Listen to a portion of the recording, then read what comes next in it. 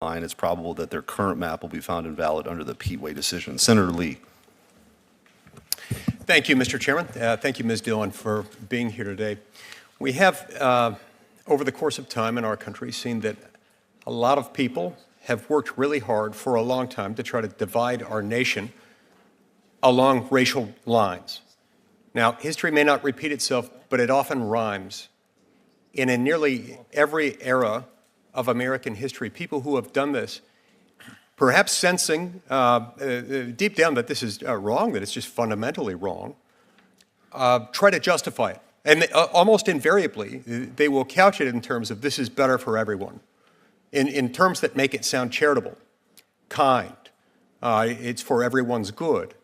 That was the case, for example, in Brown versus Board of Education. The defendants in that case, defending their own pattern of de jure racial discrimination, said it's okay because our subjective motivation for doing this is benevolent. It's not malicious. We think this is best for the educational experience. And yet it's wrong, and yet it's also contrary to the direct terms of the Equal Protection Clause of the 14th Amendment, and since then it's been made doubly illegal. It's been made in violation of a number of federal civil rights laws. Now, one of many more recent modern examples of this attempt to divide American citizens on the basis of race involves the use of disparate impact policies. Policies that in many circumstances effectively encourage racial hiring quotas and erode equal opportunity of employment. When you're doing that, you're violating the law, it would seem to me, because you're treating people differently on the basis of race. And that is something that Title VII in the employment context prohibits. It's why I introduced a bill called the Restoring Equal Opportunity Act to codify President Trump's executive order banning the use of these disparate impact programs that themselves end up imposing de facto racial hiring quotas. How, in your view, has this concept of disparate impact and the use of disparate impact policies undermined equal opportunity in hiring? What's up, Patriots?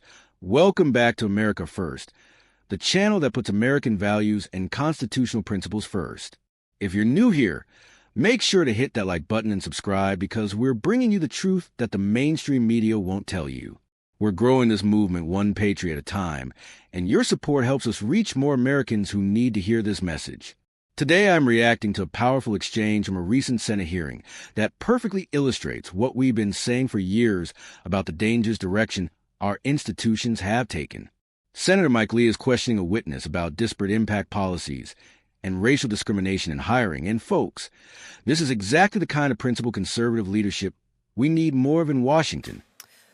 Senator, what we've seen, and I've been a civil rights lawyer for over 3 decades now, is that the well-meaning quota-based systems that you described have resulted not in equal opportunity for individuals, but sort of a group form of justice that is more of a Marxist concept, and it is frankly inconsistent with our Enlightenment-inspired constitutional values that guarantee equal opportunity for every individual. And so I think that is really the philosophical difference. If you believe in equality or equity-based outcomes as opposed to individual rights and opportunity, that is where the distinction falls. And our civil rights laws are clear. And as recently as this year, since I've been in office, in the Ames case, the United States Supreme Court has reiterated that every individual is entitled to equal consideration under the law under Title VII and not simply have a higher burden of proof because they happen to be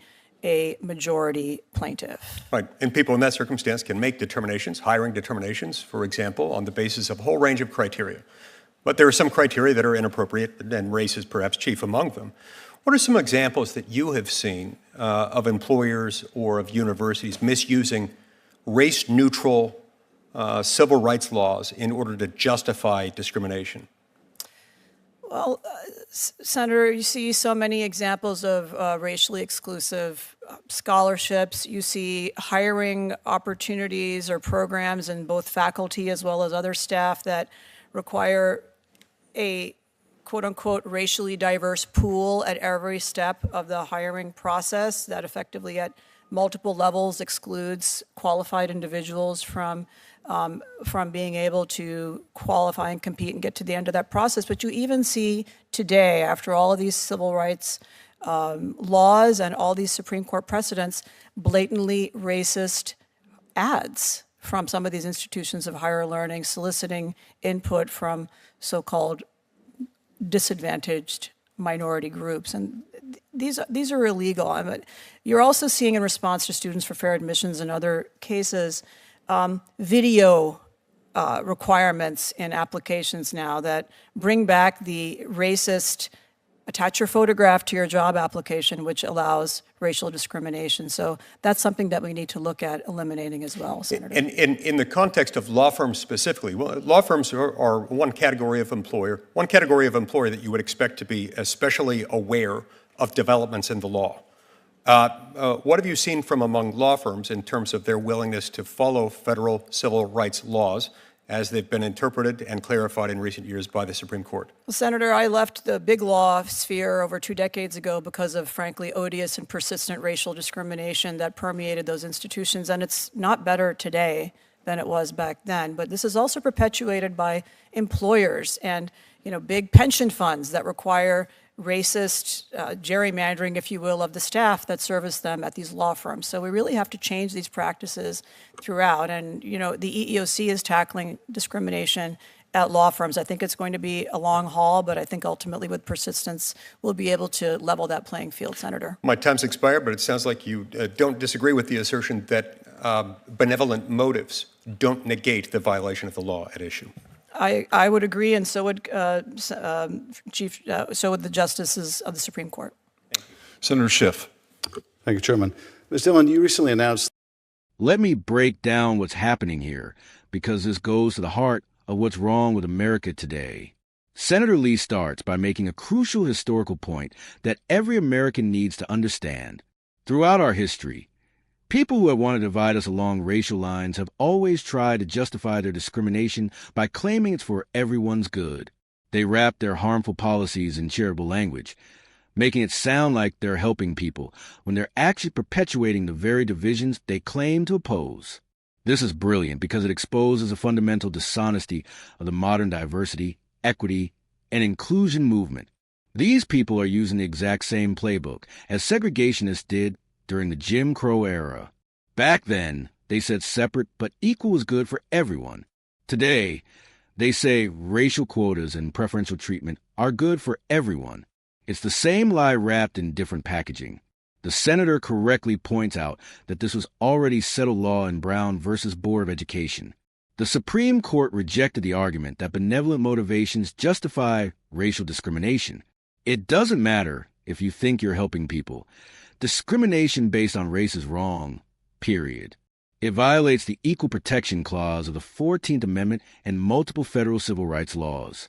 Now here's where it gets really important for every working American watching this video. Senator Lee explains how disparate impact policies are being used to create de facto racial hiring quotas in workplaces across America. Think about what this means for you and your family. If you're applying for a job, your qualifications, your experience, your work ethic might not matter as much as the color of your skin. That's not equality. That's institutionalized racism. This is why Senator Lee introduced the Restoring Equal Opportunity Act to codify President Trump's executive order banning these discriminatory practices. President Trump understood that true equality means treating every American as an individual, not as a member of a racial group. When we categorize people by race and give preferences based on skin color, we're abandoning the principle that made America great, that every person should be judged by their character and abilities, not their race. The witness, Ms. Dillon, makes an absolutely crucial distinction that every patriot needs to understand. She explains that these quota-based systems represent a Marxist concept of group justice rather than the individual rights guaranteed by our constitutional system. This is the real battle we're fighting, folks. It's between the American ideal of individual liberty and equal opportunity versus the Marxist ideal of group identity and equal outcomes. Our founding fathers understood that rights belong to individuals, not groups. When government starts dividing people into racial categories and treating them differently based on those categories, we're abandoning the principles that made America the greatest nation in human history. We're replacing merit with melanin, competence with color coding. Ms. Dillon also points out that the Supreme Court has repeatedly affirmed that every individual is entitled to equal consideration under the law. In case after case, including recent decisions, the court has rejected the idea that discrimination against some groups is acceptable while discrimination against others is not. The law is supposed to be colorblind, treating every American equally regardless of race. The examples she provides of ongoing discrimination are absolutely shocking, but not surprising to anyone who's been paying attention. Racially exclusive scholarships, hiring programs that require racial quotas at every step, job advertisements that explicitly discriminate based on race. This isn't equality. It's systemic racism against qualified Americans who happen to have the wrong skin color according to the woke mob.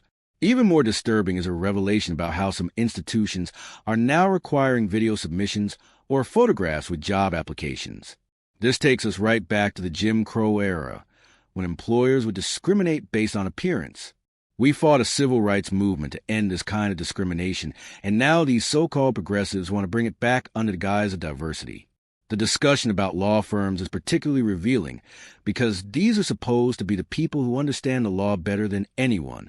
Yet Ms. Dillon confirms that major law firms continue to engage in the same discriminatory practices that drove her out of big law over 20 years ago. These firms are being pressured by clients, including big pension funds, to engage in what she correctly calls racist gerrymandering of their staff. This is the swamp that President Trump was talking about. It's not just politicians in Washington. It's the entire establishment, including law firms, corporations, and universities that have bought into this anti-American ideology. They're more concerned with virtue signaling and appeasing the woke mob than they are with following the law or treating Americans fairly. What's encouraging is that the EEOC is finally starting to address some of these discriminatory practices. Under proper leadership, our federal agencies can be tools for enforcing equal treatment rather than promoting racial preferences. But as Ms. Dillon notes, it's going to be a long fight to level the playing field. The key takeaway from this exchange is that benevolent motives don't excuse illegal discrimination. It doesn't matter if you think you're helping people or creating a more diverse workplace. If you're treating people differently based on their race, you're breaking the law and violating the constitutional principles that make America great. This is why we need more senators like Michael Lee who are willing to ask tough questions and expose the hypocrisy of the diversity industrial complex. We need leaders who understand that true equality means equal treatment, not equal outcomes. We need to return to the American principle that every person should be judged as an individual, not as a representative of their racial group. The fight for equal treatment under the law isn't over. In fact, in many ways, we're facing greater institutional discrimination today than we have in decades. But we have the Constitution on our side. We have growing support from the Supreme Court, and most importantly, we have the truth on our side. Every American deserves the opportunity to succeed based on their own merit, their own hard work, and their own character. That's the American dream, and it's worth fighting for.